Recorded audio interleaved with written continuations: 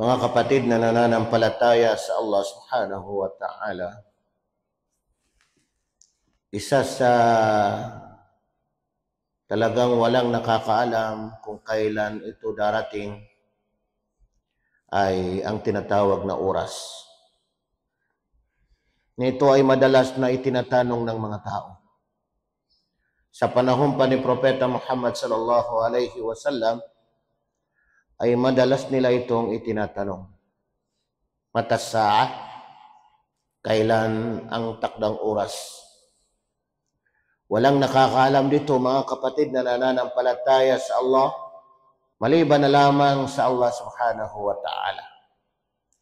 Ni isa ay wala siyang pinahintulutan na makaalam dito, pati ang mga anghel, pati ang mga propeta, lahat, sapagkat ang nakakaalam ay ang Allah subhanahu wa ta'ala.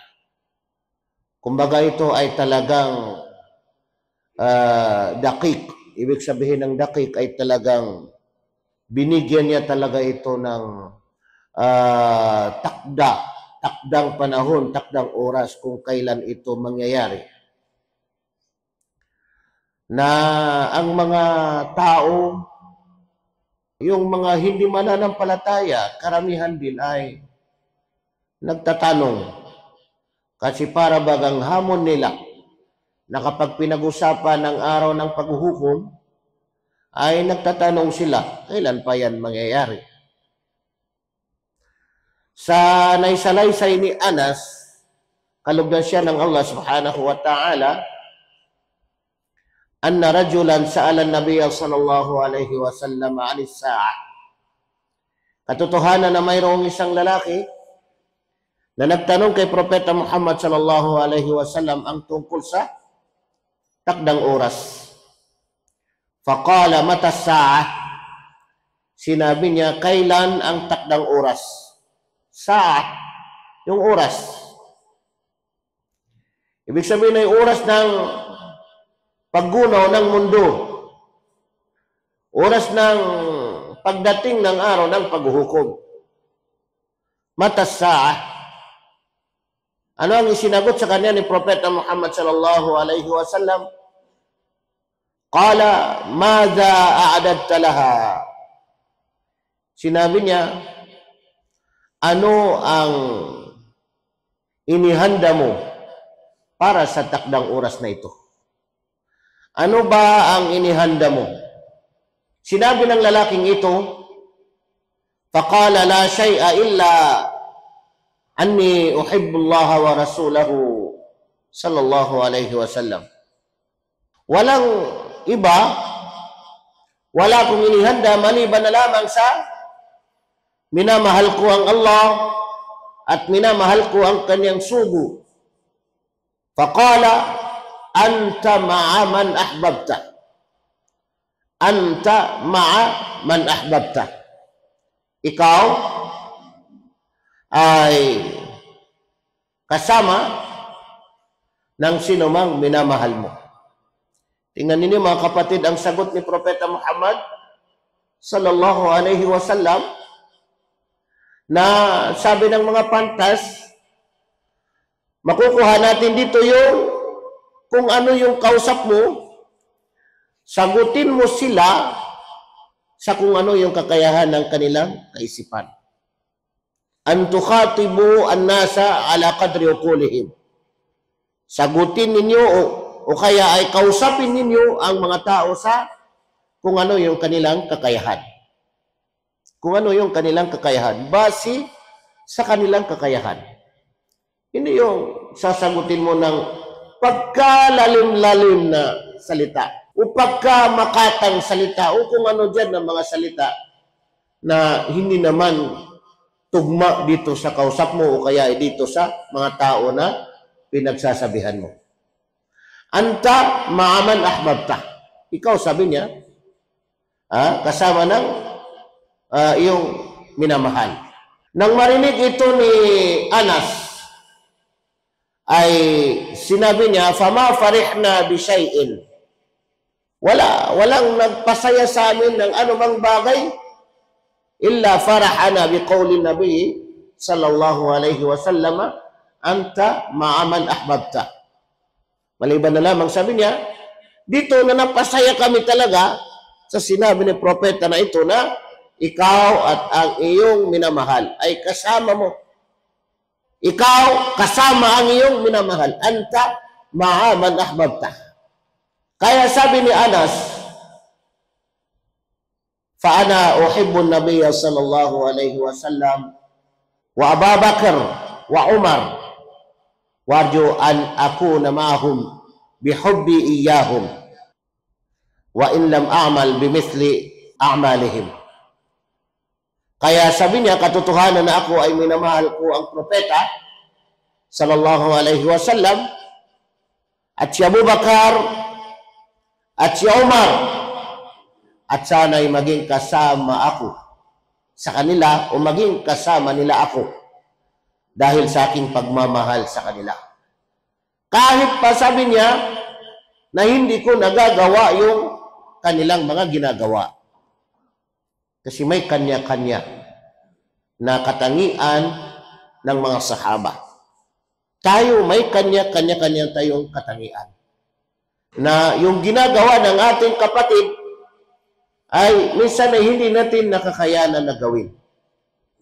Pero dahil sa ating pagmamahal sa Kanya, ay ipagkakaloob ng Allah subhanahu wa ta'ala na makakasama natin ang ating kapatid. Sa anong ibig sabihin na makakasama? Makakasama natin sa paraiso. Hindi ibig sabihin talaga na as in na pareho kayo talaga ng lugar. Kasi bagamat itong kapatid mo ay tumaas ng tumaas ang kanyang antas.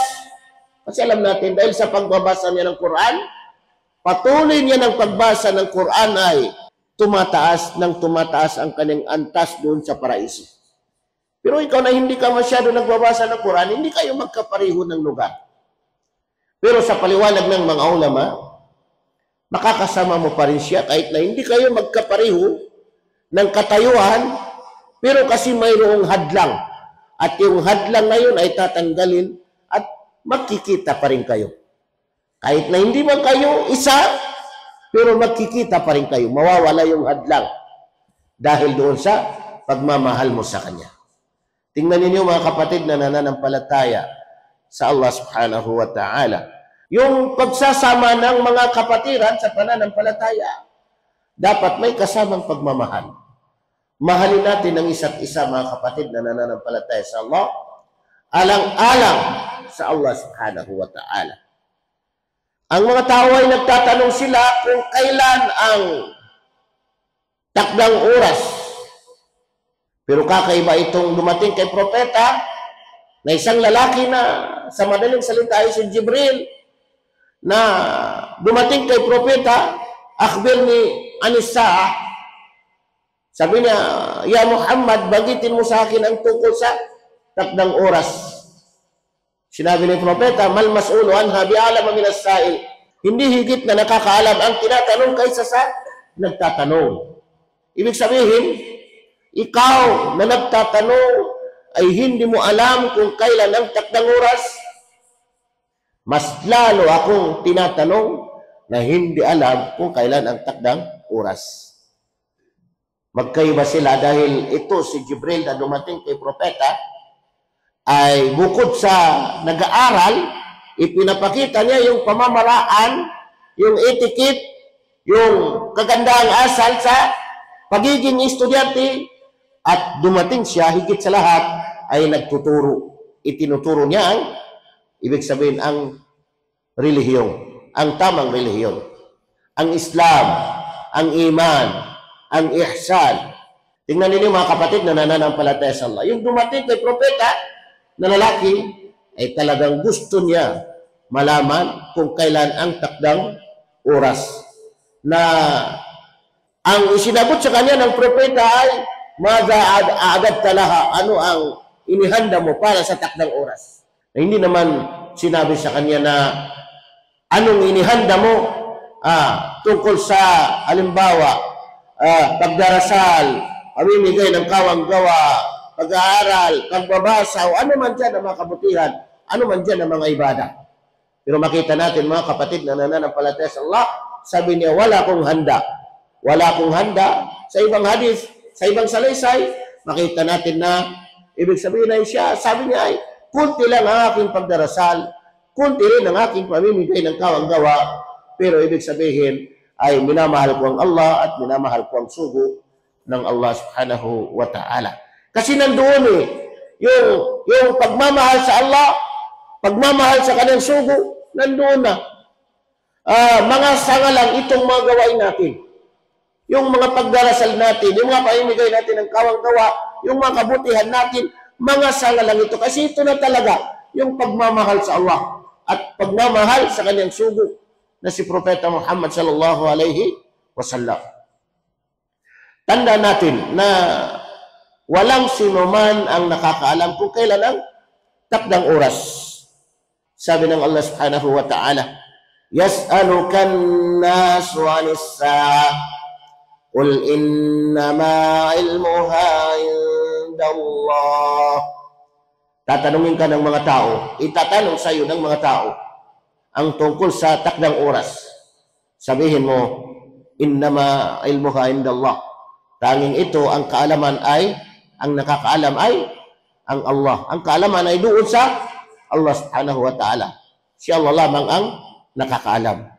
Pero sa isang talata na sinabi ng Allah subhanahu wa ta'ala, وَلِكُلِّ أُمَّةٍ أَجَلٍ فَإِذَا جَاءَ أَجَلُهُمْ لَا يَسْتَأْخِرُونَ سَاعَةً وَلَا يَسْتَقْدِمُونَ. وَلِكُلِّ أُمَّةٍ أَجَلٍ. Ang bawat umma, bawat mga tao ay mayroong takdang oras. Ajal, takdang oras, takdang panahon. فَإِذَا جَاءَ أَجَلُهُمْ. Kapag dumating na ang kanilang takdang oras, لَا يَسْتَأْخِرُونَ سَاعَةً وَلَا يَسْتَقْدِمُونَ. Hindi maantala ng kahit saglit at hindi rin ibig sabihin mauuna o ma-advance ng kahit na saglit. Kahit konti, kahit isang oras o kahit isang sandali, hindi na maantala at hindi na rin ma-advance. Kaya sabi ng mga ulama, pag tinatanong natin kailan ang takdang oras, kapag dumating na ang ating takdang oras. فَإِذَا جَاءَ أَجَلُهُمْ. Kapag dumating na ang ating takdang oras, yan na yung oras. Yan na yung takdang oras. Kapag dumating na ang ating kamatayan, yan na yung takdang oras. Yan ang takdang oras ng bawat isa sa atin. Bawat isa sa atin ay mayroong kanya-kanyang takdang oras. Pag dumating ang takdang oras ng bawat isa, yun na yung kanyang takdang oras. Yun na yung saa. Yun na yung oras. Yun na yung takdang oras. So anong dapat natin gawin?